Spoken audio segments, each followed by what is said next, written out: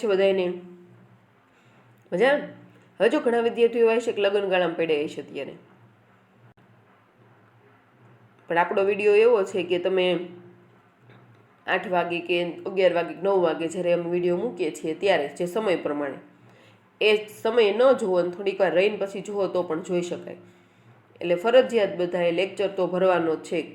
જે દિવસે જે લેક્ચર હોય એ આખો દિવસની અંદર તમને જે સમય અનુકૂળ પડે એ અનુકૂળ એ વિડીયો પૂરો વ્યવસ્થિત જોઈ લેવાનું, સમજી લેવાનું અને હોમવર્ક પણ કરી નાખવાનું. એટલે એ જ દિવસમાં એ વિડીયોનું હોમવર્ક વિડીયો જોવાઈ જાય તો સમજાઈ જાય. હવે તો 30% અભ્યાસક્રમ પણ રદ થઈ ગયો છે, એટલે તમારે ઘણું બધું સહેલું છે. એટલે આ બધું ખાસ મોટા વિદ્યાર્થીઓ છો એટલે તમને વધારે કહેવાનું ન હોય, એટલે બધાએ સમજીને યાદ રાખવાનું. હવે જુઓ આપણે ચેપ્ટર 14 છે ચતસ્ત્રો વિદ્યા, એટલે 4 પ્રકારની વિદ્યા, એનો અભ્યાસ છે એ કરતા હતા. હવે ક્લાસમાં હોત તો તમને પૂછે કે કઈ કઈ 4 પ્રકારની વિદ્યા, એટલે મોટા ભાગના બધાને આવડી ગયું હોત, કારણ કે ભણ્યા છીએ આપણે. તો 4 પ્રકારની વિદ્યા છે. કઈ કઈ છે બોલવાનું છે બધાએ. આન્વીક્ષિકી, ત્રયી, વાર્તા અને દંડનીતિ. હવે આની અંદર તમને એવો પ્રશ્ન હું પૂછું કે ત્રયી એટલે શું? તો ત્રયી એટલે શું છે? ત્રયી એટલે વેદો, ઋગ્વેદ, પછી યજુર્વેદ અને સામવેદ. અથર્વવેદનો એમાં સમાવેશ થયો નહોતો, એટલે 3 વેદ એટલે ત્રયી. ત્યાર પછી વાર્તાની અંદર શું આવે? ખેતી, પશુપાલન અને વેપાર વાણિજ્ય. ત્યાર પછી આન્વીક્ષિકી વિદ્યા કોને કહે છે? આન્વીક્ષિકી વિદ્યા કે સાંખ્ય દર્શન જે છે, યોગ દર્શન, એટલે કે જે તર્ક વિદ્યા છે, યોગ્ય પરીક્ષણ દ્વારા એ સત્ય દર્શન કરાવતી વિદ્યા છે, એને આપણે કેવી વિદ્યા કહીએ છીએ? આન્વીક્ષિકી વિદ્યા. ત્યાર પછી દંડનીતિ તો બધાને ખબર જ છે કે યોગ્ય ન્યાય અને જે કંઈ પ્રવૃત્તિઓ કરતા હોય છે સમાજને નુકસાન પહોંચાડનારા અસામાજિક તત્વો માટે છે એ ખાસ દંડનીતિ છે એનો ઉપયોગ થાય છે. કોણ કોણ કઈ કઈ આ વિદ્યા છે એનો ઉપયોગ કરે છે, કઈ કઈ વિદ્યાઓમાં માને છે, એ બધી આપણે વાત થઈ ગઈ છે 2 લેક્ચરની અંદર. કે દંડનીતિ છે એની અંદર ખરેખર એ 3 દંડનીતિ છે એ માત્ર કોણ માને છે? માત્ર દંડનીતિ એ જ એક વિદ્યા છે? તો કે ઓશનસને માનનારા જે છે એ માત્ર દંડનીતિમાં જ માને છે કે દંડનીતિ એક જ વિદ્યા છે. જ્યારે બૃહસ્પતિનો મત જે છે એને માનનારા જે છે એ લોકો વાર્તા અને દંડનીતિ એ 2 વિદ્યાઓમાં માને છે. મનુના માનનારાઓ જે છે એ લોકો 3માં માને છે. કઈ કઈ? તો કે ત્રયી, વાર્તા અને દંડનીતિ. આ ખાસ યાદ રાખવાનું, મોઢે યાદ રહેવું જોઈએ બધાને. ત્યાર પછી કૌટિલ્ય જે છે, એટલે કૌટિલ્યના જે માનનારા છે, કૌટિલ્યના મતને માનનારા છે, એ બધા 4 પ્રકારની વિદ્યા છે એમાં માને છે કે આન્વીક્ષકી, ત્રયી, વાર્તા અને દંડનીતિ, કે આ 4 વિદ્યાઓ છે સમાજના ઉદ્ધાર માટે, સમાજના ઉત્કર્ષ માટે ખૂબ જ જરૂરી છે એવું તેઓ માને છે. ત્યાર પછી આપણે પાઠ જે છે એ કૃષિ પશુપાલન એ પણ સમજાવાઈ ગયું છે. ત્યાર પછી આન્વીક્ષકી, ત્રયી, વાર્તાનામ એ પણ સમજાવાઈ ગયું છે. ત્યાર પછી સા ચ અલબ્ધા ભાર્યા એ શબ્દ છે ત્યાંથી આપણે પાઠ છે એ 4 લીટી છે એનો અનુવાદ આજે સમજવાનું છે. તો એ જોઈએ આપણે. અહીંયા તમને આપેલું છે કે સા ચ એટલે કે અને તે, ચ એટલે અને સા એટલે તે, અલબ્ધ અર્થા. અલબ્ધ એટલે પ્રાપ્ત, અપ્રાપ્ત. અહીંયા અલબ્ધ લખેલું છે. લબ્ધ હોય તો પ્રાપ્ત કરેલું અથવા મેળવેલું, પણ અહીંયા અલબ્ધ શબ્દ છે. અલબ્ધ એટલે અપ્રાપ્ત. અર્થા વસ્તુને મેળવી આપનાર. અને તે, આમાં કાઉન્સમાં લખવાનું છે તમારે દંડનીતિ. અને તે એટલે કે દંડનીતિ અપ્રાપ્ત વસ્તુને મેળવી આપનાર, લબ્ધ પરિરક્ષણી. લબ્ધ એટલે મેળવેલું, વસ્તુનું પરિરક્ષણી એટલે કે રક્ષણ કરનારી, પ્રાપ્ત વસ્તુનું રક્ષણ કરનારી. પછી રક્ષિત વિવર્ધિની એ રક્ષાયેલા લાભ કે વસ્તુને વધારનારી. વૃદ્ધસ્ય તીર્થેષુ પ્રતિપાદની ચ. વૃદ્ધસ્ય તીર્થેષુ એટલે વૃદ્ધિ પામેલાને પવિત્ર તીર્થરૂપ સ્થળોમાં યોગ્ય રીતે પ્રસ્થાપિત કરી આપનારી છે. દંડનીતિ એની વાત અહીંયા કરી છે. આપણે પૂરું કરીએ પહેલાં થોડુંક, પછી સમજાવું. ત્યાર પછી છે તસ્મા આયતા લોકયાત્રા. તસ્ય અમાયતા લોકયાત્રા, તેમાં લોકવ્યવહાર રહેલો છે. ત્યાર પછી કહે છે તસ્માત લોકયાત્રા અર્થી રાજા, તેથી રાજાએ દંડ આપવામાં નિત્યમ ઉદ્યત દંડ રાજા સ્યાત, તેથી રાજાએ દંડ આપવામાં સતત તૈયાર રહેવું જોઈએ. દંડનીતિ શા માટે ઉપયોગી છે એવું અહીંયા લખેલું છે કે દંડનીતિ છે એ અપ્રાપ્ત વસ્તુને મેળવી આપનાર છે. એટલે કે જો પ્રજાજનોમાં દંડનો ભય હોય કે ચોરી કરશું તો ખબર પડશે રાજાને તો આટલી સજાઓ મળશે, આવા ગુનાની આવી સજા છે, સજા તો હોય પરંતુ એ પાછી થાય પણ છે કે રાજા જે છે ખૂબ ન્યાયી છે અને તાત્કાલિક એનો ન્યાય પણ થઈ જાય છે, ચોર પકડાઈ પણ જાય છે. એટલો રાજા છે એ વિચક્ષણ બુદ્ધિવાળો છે. એટલે એના રાજ્યની અંદર દંડનો સ્વાભાવિક ભય હોય તો અપ્રાપ્ત વસ્તુને મેળવી આપનાર પણ એ દંડનીતિ સાબિત થાય છે. ત્યાર પછી પ્રાપ્ત વસ્તુ હોય એટલે પછી રાજા પાસે હોય કે પ્રજામાં કોઈની પણ પાસે હોય, મેળવેલું ધન હોય, પોતાની મહેનતની કમાણી હોય કે ગમે તેવું ધન હોય, મિલકત હોય, કોઈ પણ વસ્તુ હોય તો કે છે પ્રાપ્ત વસ્તુનું રક્ષણ કરનારી પણ છે આ દંડનીતિ. પછી રક્ષાયેલા લાભ કે વસ્તુને વધારનારી પણ છે. કારણ કે દંડનો ભય હોય એટલે સ્વાભાવિક રીતે જ જે લોકો આ સામાજિક તત્વો હોય એ ડરે છે, એના લીધે ખરેખર જે કંઈ વૃદ્ધિ થાય છે, જે વૃદ્ધિના લાભ થાય છે એ વધારે પડતા હોય છે. એટલે કે છે પામેલાને તીર્થરૂપ પવિત્ર સ્થળોમાં યોગ્ય રીતે પ્રસ્થાપિત કરે છે. જેમ તીર્થરૂપ સ્થળો જે છે એની અંદર આપણે જઈએ તો સ્વાભાવિક એની અંદર શાંતિ અને અસામાજિક તત્વોનો ભય છે એ રહેતો નથી. એની જેમ જ અહીંયા પણ યોગ્ય રીતે એ પ્રસ્થાપિત કરનારી દંડનીતિ છે એ થાય છે. એટલે ખાસ આ બધી વસ્તુઓ છે ખાસ બધાએ વ્યવસ્થિત યાદ રાખવાની છે. જો આ દંડનીતિ છે અહીંયા તમને અત્યારે સમજાયું કે દંડનીતિ શા કારણે ઉપયોગી છે એવું, એમાંથી જ તમને એક નોંધ છે એ પૂછાય છે કે સસંદર્ભ નોંધ સમજાવો. રાજા નિત્યમ ઉદ્યત દંડ સ્યાત. જો અહીંયા સ્વાધ્યાયમાં તમને આપેલું છે સસંદર્ભ સમજાવો છે ને છેલ્લું, રાજા નિત્યમ ઉદ્યત દંડ સ્યાત. નિત્યમ ઉદ્યત, નિત્યમ એટલે હંમેશા, ઉદ્યત તૈયાર રહેવું જોઈએ. શા માટે? દંડ આપવા માટે. એટલે કે છે રાજાએ દંડ આપવામાં સતત તૈયાર રહેવું જોઈએ, જાગ્રત રહેવું જોઈએ. ક્યાંય પણ કોઈ પણ નાની અથવા મોટી જ્યારે નાની સમસ્યાનો ઉકેલ ન લાવીએ તો જે વિશાળ સ્વરૂપ ધારણ કરે છે, એટલે હંમેશા એને જાગ્રત રહેવું જોઈએ. પોતાના ગુપ્તચરો છે એ હંમેશા એ જાગ્રત રાખવા જોઈએ. કોઈ પણ ક્યાંય પણ આવી નાની અમથી સમસ્યા ઉદ્ભવ થાય તો તરત એનો નિકાલ કરવો જોઈએ.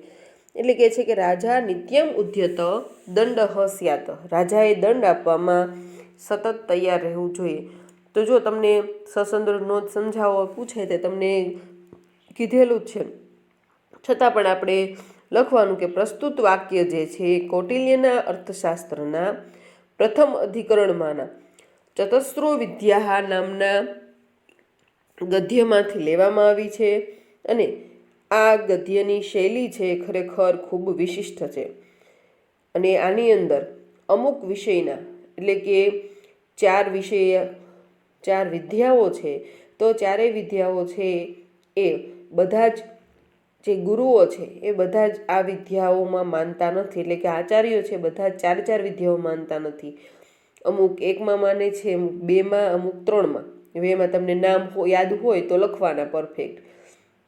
એકની વિદ્યાને માનતા હોય તેમાં બે વિદ્યાને માને છે એવું લખી નાખવાનું નહીં કે ઓશનસના મતને માનનારા છે, એક વિદ્યામાં માને છે, મનુના વશને માનનારા હોય તો એ 3માં માને છે.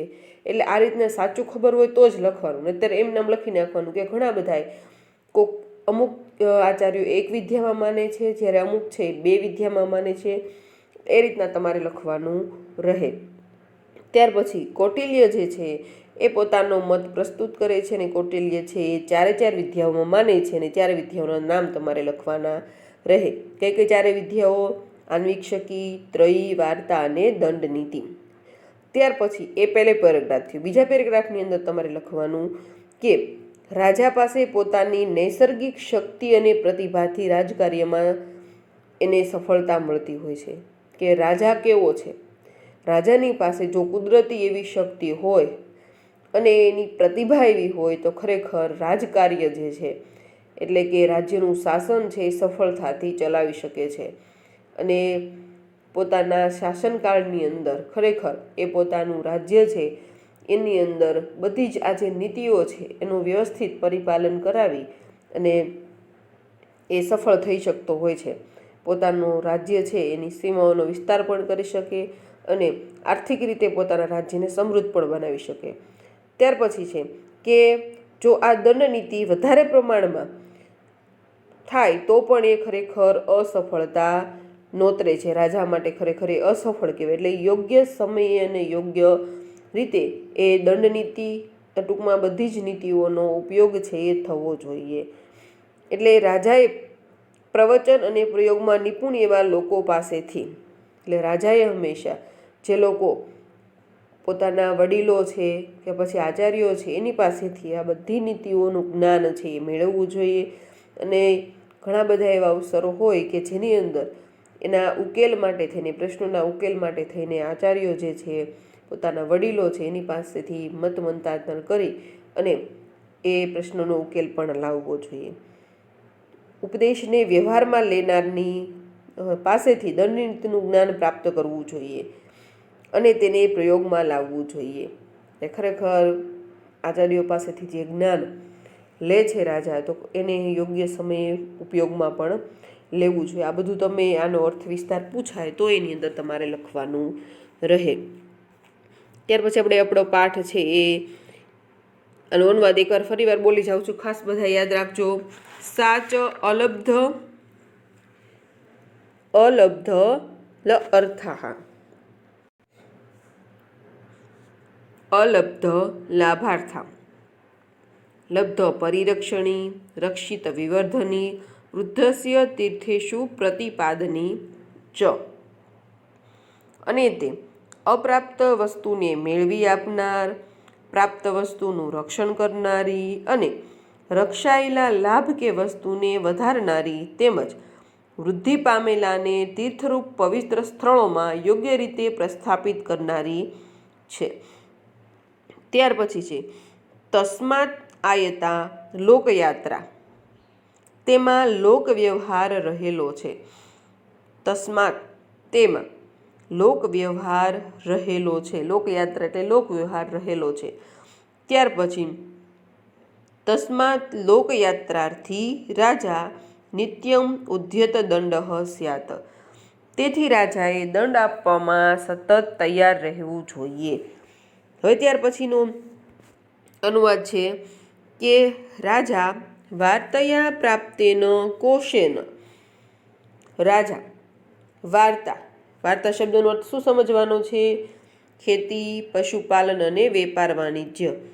તો અહીંયા કહે છે કે રાજા વાર્તયા પ્રાપ્તેન, વાર્તા પ્રાપ્તેનનો અર્થ થાય છે કે ખેતી, પશુપાલન અને વેપાર વાણિજ્યની જે વિદ્યા છે એ મેળવીને, પ્રાપ્તેન કોશેન, કોશ એટલે ધન રાશિ, ખજાનો. ખાસ યાદ રાખજો, રાજા વાર્તયા પ્રાપ્તેન કોશેન, રાજા વાર્તા વડે પ્રાપ્ત ધનરાશિ દ્વારા, કોશેન એટલે ધનરાશિ દ્વારા, પ્રજાયમ એટલે પ્રજામાં, પ્રસ્થાપિતેન દંડેન નિયત કરેલા દંડથી, ચ સ્વપક્ષમ પરપક્ષમ ચ વશીકરોતિ, એટલે કે પ્રજામાં નિયત કરેલા દંડથી, દંડથીનો અર્થ શું સમજવાનો છે? વેરો.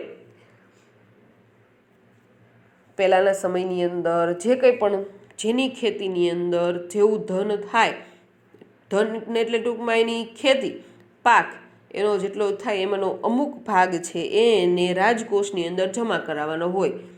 એટલે રાજા છે એ પણ યોગ્ય સમયે ક્યારેક વરસાદ ખેંચાય અથવા વરસાદ ન પડે, અમુક વર્ષે ઓછો પડે, તો એની પાસે જે કોષ છે એટલે કે ખજાનો છે એની અંદરથી એ ખેડૂત એને ઉપયોગી થઈ શકે. એ પછી ધન હોય કે પછી અનાજના ભંડારો હોય, અમુક ટકા અનાજ છે એ રાજકોષમાં જમા કરાવવાનું હોય, તો એ રાજા પણ યોગ્ય સમય છે પ્રજાને મદદ કરી શકે. એટલા માટે થઈને આ વ્યવસ્થા છે ત્યારે રાખવામાં આવી હતી. તો જુઓ અહીંયા આપણે પણ જુઓ અત્યારે કોરોનાનું લોકડાઉન હતું તો તે વખતે એ આપણે પણ પ્રધાનમંત્રી હોય કે મુખ્યમંત્રીઓ બધાના રાજકોષના દ્વાર ખુલી ગયા હતા. એટલે કે આ જે સસ્તા અનાજની રેશનની દુકાનો હોય એની અંદરથી મહિનાની અંદર 2 ને 3 વાર ચોખા ને ઘઉં ને એ બધું મળતું હતું. એટલે એ શું કહેવાય, પ્રજા પાસેથી ઓછા પૈસે અમુક ટકામાં લીધેલું હોય અને પછી એ પ્રજાને જ ઉપયોગી થવાનું હોય એ રીતનું. હવે અહીંયા કે છે કે રાજા વાર્તયા પ્રાપ્તેન કોશેન પ્રજાયામ પ્રસ્થાપિતેન દંડેન ચ સ્વપક્ષમ પરપક્ષમ ચ વશીકરોતિ. એટલે કે રાજા વાર્તયા પ્રાપ્તેન કોશેન, રાજા વાર્તા વડે પ્રાપ્ત ધનરાશિ દ્વારા, ત્યાર પછી પ્રજાયામ પ્રસ્થાપિતેન દંડેન, પ્રજામાં નિયત કરેલા ધનથી અને દંડથી સ્વપક્ષમ પરપક્ષમ ચ વશીકરોતિ, પોતાના સમુદાયને અને પારકાસના સમુદાયને વશ કરે છે. પોતાના સમુદાયને એટલે કે રાજાના જે માનનારા છે, રાજાના મતને માનનારા છે, રાજાને બધી જ રીતે ઉપયોગી થનારા છે એવા વ્યક્તિઓ અને પારકા સમુદાયને એટલે કે શત્રુઓને એ વશ કરે છે. કારણ કે રાજાની પાસે પણ જો યોગ્ય પ્રકારમાં ધનરાશિ હોય, પોતે પ્રજાની અંદર એટલે લોકપ્રિય હોય, તો શત્રુઓ પણ એનામાં કંઈ કરી શકતા નથી. એ પણ ડરે છે કે આ રાજા અને રાજાનો જે સમુદાય છે એનું રાજ્ય શાસન છે બધામાં એકતા છે એટલે આપણું કંઈ ચાલશે નહીં. ટૂંકમાં એટલું સમજવાનું છે અહીંયા. એટલે કે છે કે રાજા વાર્તા વડે પ્રાપ્ત ધનરાશિ દ્વારા, કારણ કે જે કંઈ પણ મળે એ ખેતી પશુપાલન અને વેપાર વાણિજ્યમાંથી જ ભેગું કરવાનું હોય. એટલે રાજા વાર્તા વડે પ્રાપ્ત ધનરાશિ દ્વારા, ત્યાર પછી પ્રજામાં નિયત કરેલા ધનથી અને દંડથી પોતાના સમુદાયને અને પારકા સમુદાયને વશ કરે છે. ત્યાર પછી છેલ્લું છે કે આન્વીક્ષિકી ત્રય ચ વિદ્યામ શિષ્ટેભ્ય ઉપયુજિત. ખાસ યાદ રાખજો શું કે છે અહીંયા, આન્વીક્ષિકી વિદ્યા. આન્વીક્ષિક વિદ્યાનો અર્થ શું સમજવાનો છે? તર્ક દ્વારા યોગ્ય ન્યાય આપતી વિદ્યા, પરીક્ષણ દ્વારા યોગ્ય ન્યાય આપતી વિદ્યા, એટલે પરીક્ષા દ્વારા યોગ્ય ન્યાય આપતી વિદ્યા એટલે આન્વીક્ષિકી. તો આન્વીક્ષિકી ત્રય ચ વિદ્યા, આન્વીક્ષકી અને ત્રય વિદ્યા શિષ્ટેભ્ય ઉપયુજિત, શિષ્ટ પ્રબુદ્ધ લોકો પાસેથી પ્રાપ્ત કરવી જોઈએ. હવે કઈ વિદ્યા કોની પાસેથી પ્રાપ્ત કરવી જોઈએ આ છેલ્લી લીટીમાં આપેલું છે. એટલે ખાસ યાદ રાખજો કે આપણે આન્વીક્ષિકી વિદ્યાનું જ્ઞાન મેળવવું હોય તો કેવા આચાર્યો પાસેથી એ જ્ઞાન મળી શકે અને એ સફળ કહેવાય, સારું જ્ઞાન કહેવાય. તો કે છે કે આન્વીક્ષકી ત્રય ચ વિદ્યામ શિષ્ટેભ્ય ઉપયુજિત, શિષ્ટેભ્ય પ્રબુદ્ધ લોકો જે છે એની પાસેથી મેળવવી જોઈએ. અન્વીક્ષિકે અને ત્રય આ બંને વિદ્યાઓ જે છે તેણે શિષ્ટ એટલે કે જે શિસ્તબદ્ધમાં માનતા હોય એવા પ્રબુદ્ધ લોકો પાસેથી મેળવવી જોઈએ. ત્યાર પછી કહે છે વાર્તામ અધ્યક્ષેભ્ય ઉપયુજિત. વાર્તા નામની જે વિદ્યા છે, કૃષિ વેપાર વાણિજ્ય, ખેતી પશુપાલન અને વેપાર વાણિજ્ય વાળી વાર્તા એ વિદ્યા છે અગ્રેસર લોકો પાસેથી મેળવવી જોઈએ. અગ્રેસર હોય, જેની પાસે સારું નોલેજ હોય કે ખેતીની અંદર કેવી રીતના આપણે ઓછી મહેનતે ઓછા પાક દ્વારા વધારે છે ધન પ્રાપ્ત કરી શકીએ, એવી બધું જે જ્ઞાન જેની પાસે હોય એવા અગ્રેસર લોકો પાસેથી, આગળ પડતા જે ધંધાની અંદર આગળ પડતા હોય, નામના હોય જેની, એવા વ્યક્તિઓ પાસેથી વાર્તાનું જ્ઞાન છે રાજાએ મેળવવું જોઈએ। ત્યાર પછી કહે છે કે દંડનીતિમ પ્રયોક્તૃભ્ય ચ ઉપયોજિત। શું કહે છે? દંડનીતિમ પ્રયોક્તૃભ્ય ચ ઉપયોજિત। દંડનીતિને પ્રવચન અને પ્રયોગમાં કુશળ એવા, વક્તૃ એટલે કે પ્રવચન અને પ્રયોક્તૃ શબ્દનો અર્થ થાય છે પ્રયોગમાં, કુશળ એવા, ઉપયુજ્યથ એટલે પ્રાપ્ત કરવી જોઈએ।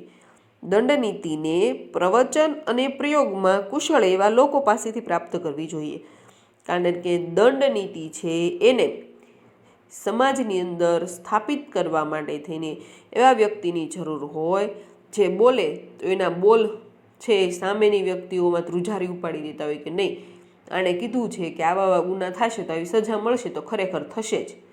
એટલે એવા વ્યક્તિઓ જે છે ખરેખર એનું પ્રવચન જે છે એ જે બોલે છે એ કરી બતાવતા હોય, એટલે પ્રયોગમાં લાવતા હોય એવા વ્યક્તિઓ પાસેથી ખરેખર દંડનીતિનું જ્ઞાન છે એ મેળવવું જોઈએ। સમજાઈ ગયું? ચારે ચાર ફરી એકવાર જોઈ લો। પ્રશ્નના જવાબમાં નોંધમાં ગમે ત્યાં પૂછાય કે આન્વીક્ષકી અને ત્રય વિદ્યા છે તેણે શિષ્ટ અને પ્રબુદ્ધ લોકો પાસેથી પ્રાપ્ત કરવું જોઈએ। બીજું, વાર્તા છે એ વાર્તાને અગ્રેસર લોકો પાસેથી અને દંડનીતિને અગ્રેસર પણ શેમાં કાઉન્સમાં લખવાનું કે કૃષિ અને વેપાર વાણિજ્યની વિદ્યામાં અગ્રેસર એવા લોકો પાસેથી અને દંડનીતિને પ્રવચન અને પ્રયોગમાં કુશળ એવા લોકો પાસેથી પ્રાપ્ત કરવી જોઈએ।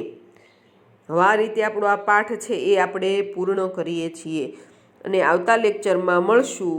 એટલે જો અહીંયા તમને 8 વિશેષ કરીને નોંધ આપેલી છે, એટલે ખાસ બધાએ આ નોંધ છે 3 વાર વાંચી જવાની, એટલે તમને આ પાઠમાં કાંઈ તકલીફ પડે નહીં। સાવ સહેલો પાઠ જ છે, પણ થોડુંક યાદ રાખવાનું છે કઈ વિદ્યા કોને કહેવાય, કોના કેટલા મત છે ને એ બધું।